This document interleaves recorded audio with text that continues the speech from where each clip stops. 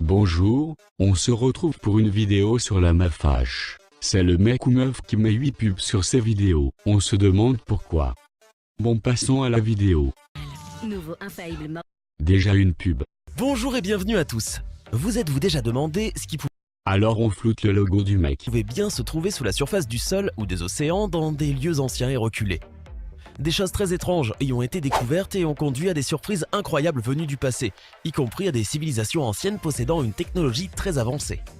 Après avoir vu ces merveilles antiques d'architecture et d'ingénierie, certains se demanderont d'où vient cette technologie. Alors, prenez votre passeport et préparez-vous à partir à l'aventure et à voir des choses incroyables.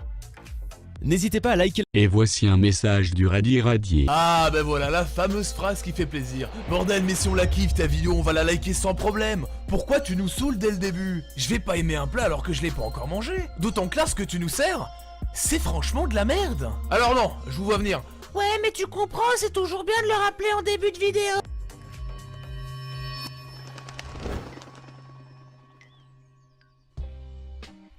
Les églises éthiopiennes taillées dans la roche de Lalibela. Lalibela est un lieu célèbre connu pour ses 11 églises médiévales, dont toutes sont taillées dans la roche qui les entoure. Cette structure incroyable aurait été creusée au cours des 25 années de règne du roi Lalibela.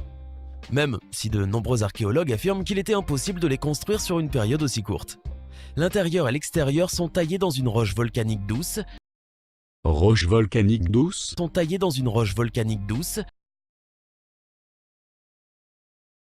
La légende sur leur construction est intéressante. Il se disait que c'était les anges qui étaient venus demander à Lalibela de construire les églises, et que pour l'aider, lorsque les ouvriers avaient fini de travailler et poser leurs outils, ces anges, travaillant 2 fois plus vite que les humains, venaient les remplacer la nuit.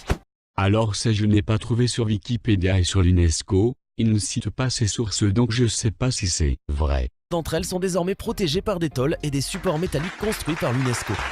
Bravo. La cité souterraine de Derinkuyu. La ville souterraine de Derinkuyu est l'une des merveilles naturelles à ne pas manquer. C'est un lieu ancien qui abritait autrefois 20 000 personnes. C'est l'une des plus grandes villes souterraines au monde et elle est située dans la région de Cappadoce, en Turquie. C'est l'une des 200 villes souterraines creusées dans la roche volcanique. Elles sont reliées entre elles par des tunnels s'étendant sur des kilomètres, profondeur de plus de 75 mètres en dessous de la surface du sol. Une autre de ses particularités est l'extraordinaire organisation qui avait été mise en place pour répondre aux exigences de l'énorme population qui y vivait. On pense qu'elle a été créée par un peuple indo-européen, les Phrygiens, entre le 8e et 7e siècle avant Jésus-Christ. L'une des choses également intéressantes est que lorsque les habitants sont devenus chrétiens à l'époque romaine, des chapelles ont commencé à apparaître dans la ville souterraine. Du coup, on pense que la population chrétienne utilisa cette cité pour échapper à la persécution des Romains. On sait aussi que pendant la période byzantine, la ville s'est épanouie. À l'époque des guerres byzantines qui se déroulèrent de 780 à 1180, Non.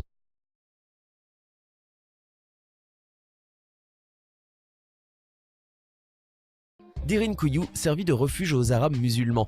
Hein? Non mais logique. Et c'est d'ailleurs à cette époque que furent construits les longs et sombres tunnels reliant les cités souterraines entre elles. Cependant, il y a une autre théorie selon laquelle ce seraient les anciens Hittites anatoliens qui auraient utilisé cette région pour fuir une invasion aux alentours du 15e siècle avant Jésus-Christ. Cette ville était insoupçonnée jusqu'en 1963, date à laquelle, lors de la rénovation d'une maison de surface, un mur s'est effondré, révélant une pièce souterraine menant à un passage.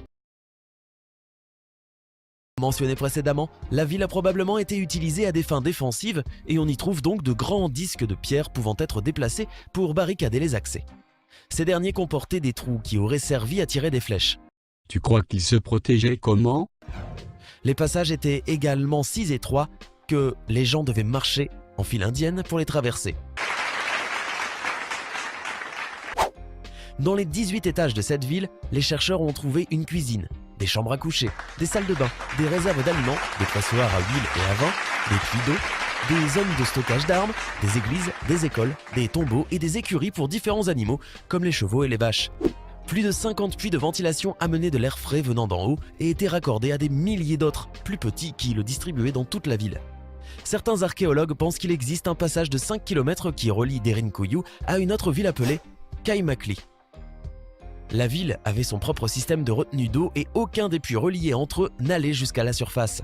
Cela protégeait les habitants des intrus qui auraient pu penser à empoisonner le réseau d'eau depuis l'extérieur. Il convient également de mentionner que Derinkuyu a protégé ses habitants des conditions climatiques extrêmes, très chaudes en été et extrêmement froides en hiver.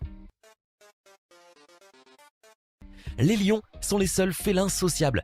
Les suricates t'ont fait quoi? Les lions vivent en moyenne de 10 à 14 ans dans les forêts et en plein air. Toutefois, dans les endroits fermés, tels que les zoos par exemple, ils peuvent vivre jusqu'à 20 ans. Non, t'y étais à 10 années. Leur rugissement est si fort qu'il peut s'entendre à une distance de 8 km.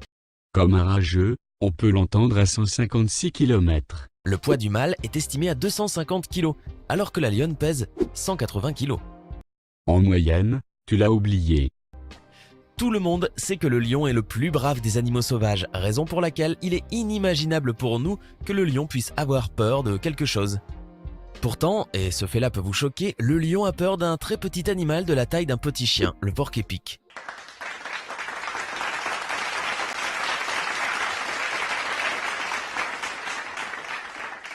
Le lion est le seul fauve à posséder une queue. Non, il y a le guépard et d'autres.